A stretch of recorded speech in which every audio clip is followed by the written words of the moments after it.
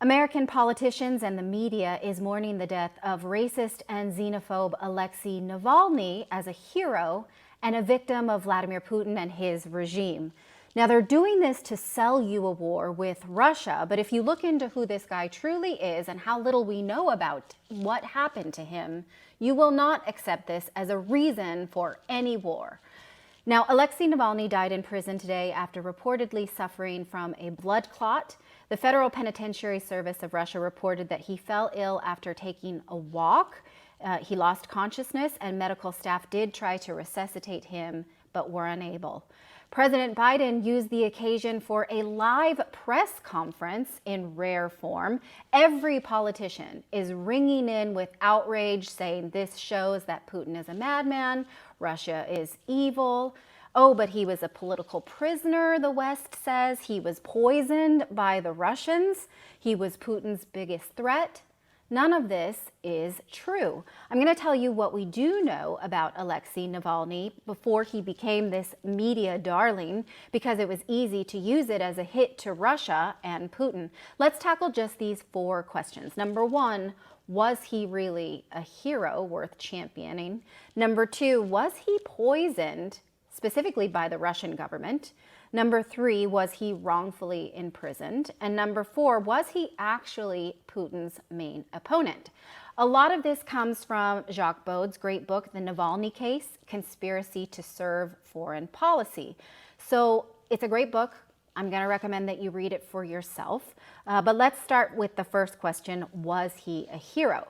Even the West knows that he wasn't. Here's a Salon.com article from as far back as 2017 calling him no progressive hero. He was basically, they said, the Russian equivalent of a white nationalist. He hated immigrants. They called him the Russian Trump.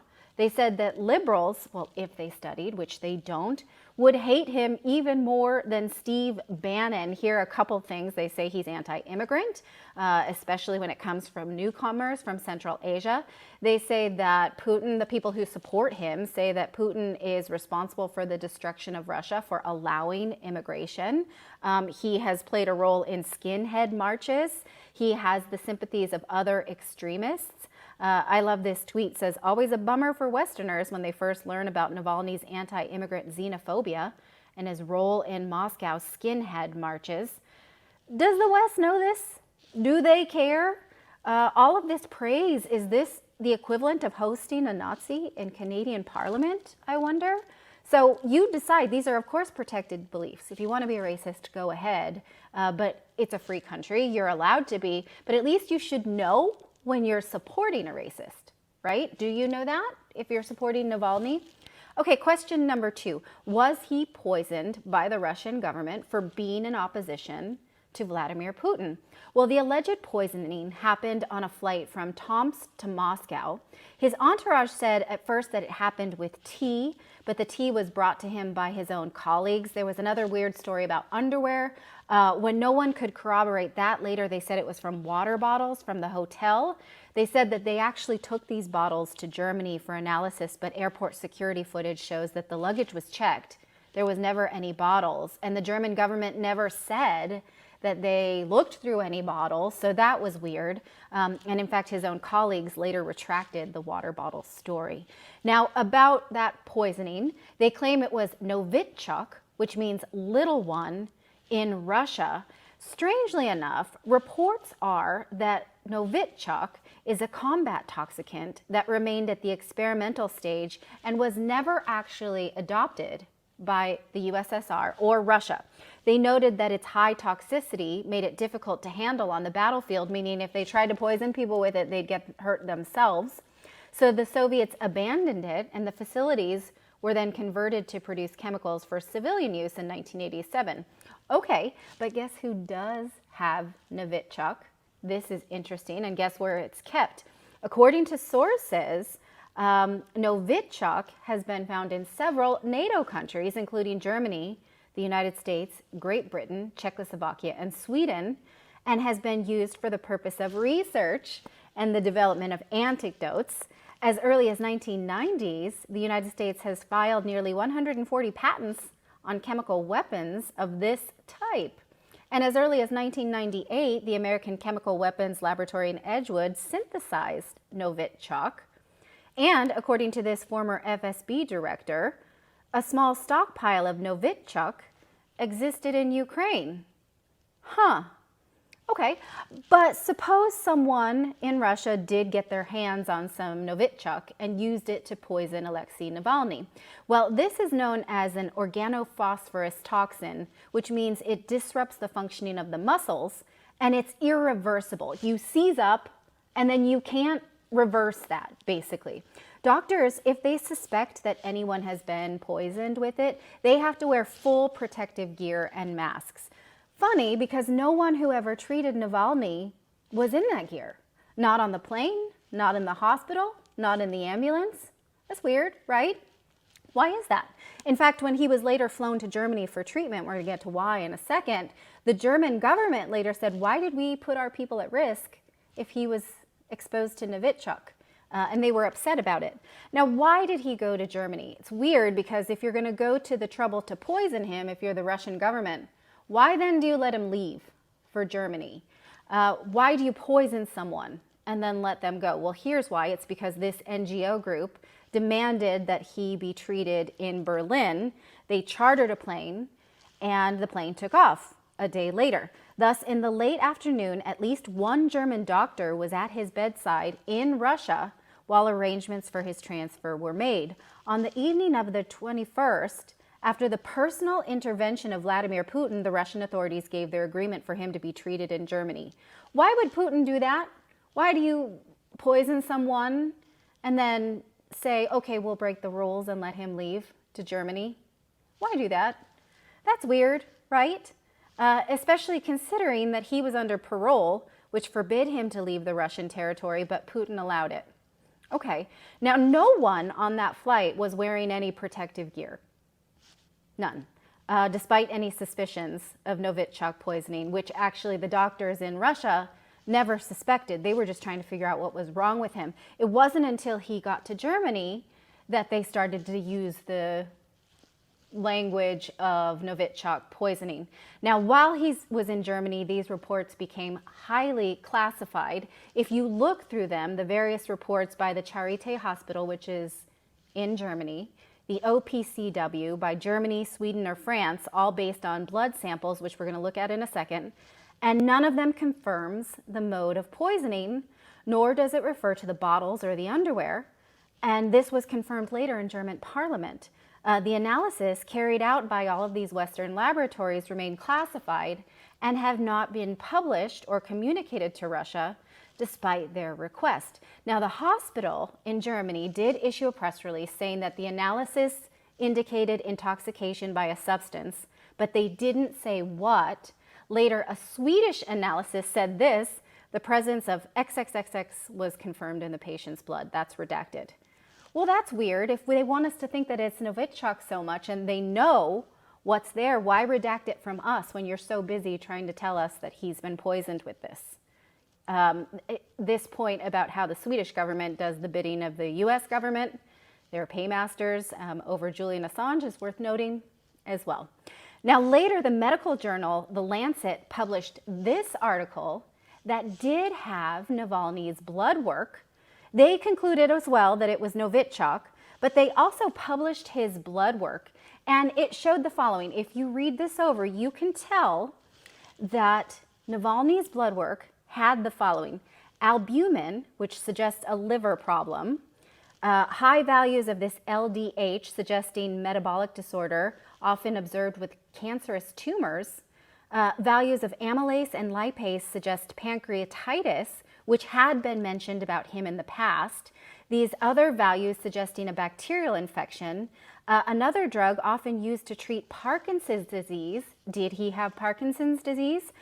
Lithium, used to treat bipolar disorder and depression. And these other things were present, which shows us that the man who died this week in a Russian prison was not otherwise a healthy man, even before this alleged poisoning. So will we ever know if he was actually poisoned? If it was actually the Russian government? What was there? Who put it there? We have so little evidence about this, despite the fact that the Western press has just run away with this completely. He was absolutely poisoned with this nerve agent, they say. What we do know is that he gets better in about the span of a month. He's released by the end of September, and his doctors say he's fine in October. That gets us to our third question then, because he later gets imprisoned in Russia. Was he wrongfully imprisoned? Well, Navalny was indicted on corruption charges, and he was only ever given a parole sentence for the same thing which other people do get jail time for. The fact that he was given a lenient sentence for that corruption charge and then violated his bail was never reported in the Western press, despite the fact here it says that he had already violated this rule 6 times in 2020 before this alleged poisoning, twice in January, once in February, March, July, and August, but the Russian authorities were lenient with him. So not only had he had a lenient sentence for this indictment, he had been allowed to continue to just fly in the face of that parole conditions and not uphold it. Now, he violated this several times, not because he was laid up in a hospital in Germany. This was not why he then went on to violate it again.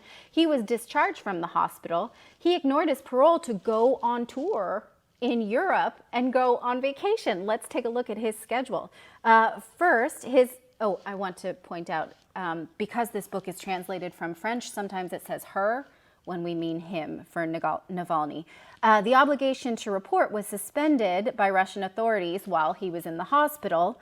On the other hand, the report of the doctors in the hospital say that he was basically done with his symptoms in October. After leaving the hospital, again, he had special permission to leave, and then he was supposed to go back because he was on parole. He did not. He went to Basel. He gave an interview with the German media. Then he went on to southern Germany and spent a few days getting back into shape. Then in November, he went on a teleconference to Europe parliamentarians, to demand sanctions against Russia. Then later he flew to the Canary Islands for a seaside holiday, which he decided to take unexpectedly against the advice of his bodyguards. Then he took part in his film until January before leaving for Russia on January 17th. Everything seems to show that Navalny would have been able to return to Russia to fulfill his obligations, and that our media have played with the facts. On December 28th, in fact, the prison authorities sent him and his lawyers and his press secretary a warning, but he ignored it. Therefore, Russian prison authorities could hardly ignore this new highly publicized offense. So he's continuously violating his bail, and he's doing a media tour and taking fancy vacations and basically showing off about it. So it says here that they just, at this point, they just couldn't ignore this anymore, and they revoked his suspended sentence. He probably, it says, was hoping to benefit once again from the clemency of the authorities, but with broadcasting his film and calls for sanctions against Russia, that was probably naive on his part. He had just pushed it too far. Now, this is when the West jumps in and says Putin is persecuting his enemies, Russia is persecuting opposition politicians, you know the rest. But okay, to the last question. Is he actually Putin's main opponent? He is not. Putin's main opponent is the Communist Party, not the extremists who follow Navalny. In fact, Alexei Navalny was hardly popular in Russia. He had about 3% political support. Most people only know him because he was good on Instagram, but people outside of urban centers didn't much know him. In fact, if you look at this poll, it shows his approval ratings of his activities go down after this alleged poisoning. Now, these are not people who would vote for him. This is just people's impression of him, because again, his actual political support has been estimated at about 2 to 4%. But he loses a percentage after he claims to have been poisoned.